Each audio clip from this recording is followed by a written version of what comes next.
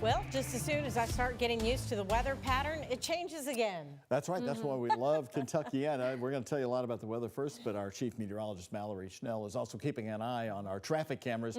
Mallory, you've got something there going on behind you. Yes, so this is the Gene Snyder Freeway just past New Cut Road. These are the westbound lanes here. You can tell all of the lanes are currently blocked. There are a lot of emergency vehicles on scene there. It looks like 4 vehicles were involved in this accident. Once again, Gene Snyder westbound near New Cut Road there. Injuries were reported. We did just send out a push alert on our phone on the WHAS 11 app, so stay tuned for updates. But at this time, all lanes are currently closed. No weather issues this evening, but that will change as we carry on throughout the rest of the week. Thursday looking mostly dry. Can't rule out a light shower as a warm front lifts during the afternoon and evening hours, but that better chance for rain really arrives Thursday night into Friday morning. Another round Friday night into the first half of Saturday, and then we could see maybe some snowflakes lingering on Sunday as that colder air catches up. But because of this active pattern that we're going to round out the work week with, we do have a weather impact alert in place for Friday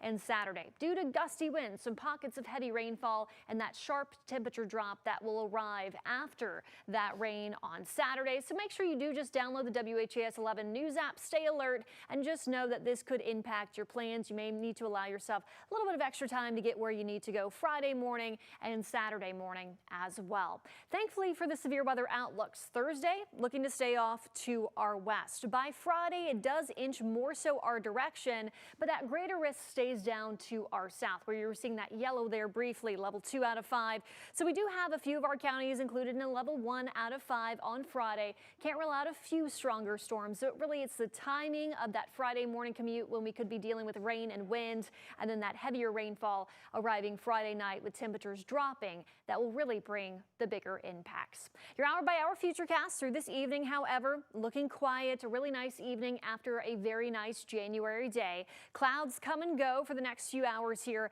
and then clouds will stick with us throughout the day on Thursday. It will be a warm day, however. A warm front will be lifting. We'll have a southerly breeze, and those temperatures will be topping out well into the 60s. There's your spotty light rain chance as that warm front lifts. Otherwise, that better chance for showers and thunderstorms now arriving early Friday morning. This is 3 a.m. on Friday. You can see that line of showers and storms off to our west that could pack a punch with some gusty winds and pockets of heavy rainfall. And then take a look at that timing, just in time for that Friday morning commute.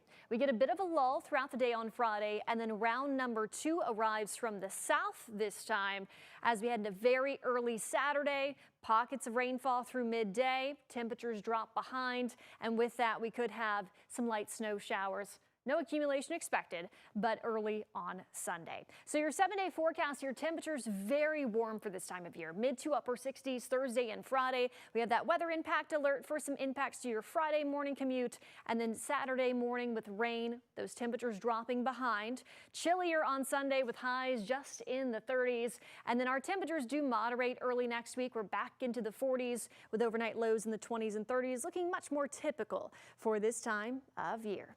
Connie?